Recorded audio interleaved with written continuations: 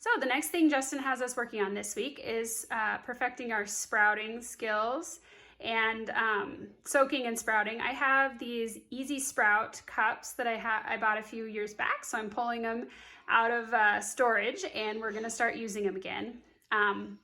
This one, I'll post a link in the bottom of the video, so if you're interested in buying this particular version, that's a great place to start. They're very easy to use. And right now we're just gonna get set up. So here we are working on sprouting some seeds again. I got some new seeds. This mix has broccoli, alfalfa, and radish, so that'll be a good set of seeds to sprout, and we're gonna try out our new growing trays too. So here we go. As you can see, some of the seeds are small enough that they skip through there on the regular size holes. So I have this small seed insert that you just kind of put down in the bottom of the Easy Sprout. And then we're going to put in our 2 scoops of seeds.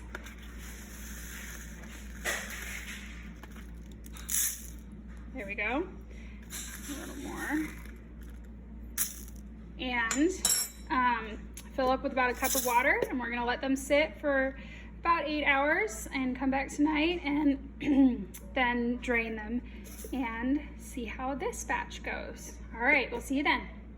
Okay, so here's our next step. These guys have soaked for about 8 or 9 hours, and as you can see from the light in here, it's no longer daytime. So we are going to, some of my little seeds escaped down there, but thankfully they've taken on enough water that I can put them back in here. Essentially, let me show you what I'm gonna do, and I'll do it with the rest of them in there. We're just gonna shake around and around, tap until all the water gets off of there. And then, like I have this one up here, set it with the inner lip up so that it will have some airflow and can dry nicely until we start our rinsing in the morning. All right, see you then. Okay, so here we go. We've got our seeds. They've dried out overnight. We're gonna give them a quick rinse, little bath, and then start the drying process to get all that excess water off of there. Tap it on all sides. Some of my little seeds are coming out. That's okay. We'll just throw them down the drain.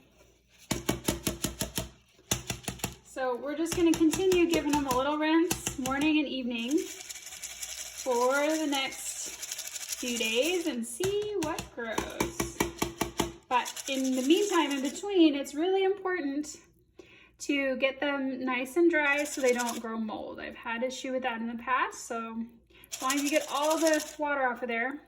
And once we start sprouting here, it actually looks like a couple of them have started to grow little sprouts. Once we start sprouting, then we'll move them over to the larger tray just because we got some of those and we want to see how they work. So we'll check that out when it happens. Awesome. All right, so as you can see, our little guys are growing here and they're starting to be nice, and you can see the little sprouts. We could eat them now if we wanted to. Oh, my son is gonna help me. Can you go ahead and spread them out on the tray? We can keep them in here and just keep rinsing and making sure they get dry, but in there I find it's a little bit harder to make sure they get totally dry. So we're gonna try these new trays that we got. Just spread them out. This will help us grow our sprouts nice and big. I guess they won't be microgreens technically without putting them in soil, but let's see how they do. So we're gonna do this, and then we'll give them a good rinse. And here, dump this guy out too. There we go. Excellent. All right, so now give them a cool bath. All right, we'll get it all good soak with water and leave them to keep growing. Here is my tray of sprouts. They've been growing for about 6 or so days, and I think they are ready to be harvested. We've got a nice looking green on the top, and they've really grown quite beautifully. So it was as simple as that, about less than a week, and you can go from seed to sprout. This tray worked pretty well. It actually allowed me to get the hulls off quite easily, and after they had been sprouted, I could kind of spread them around without losing the seeds underneath it. But you don't necessarily need both the tray and the Easy Sprout system, as long as you make sure everything gets dry. You know, there's not a bunch of water just sitting in the middle of your sprouts in the Easy Sprouters. But we like them both.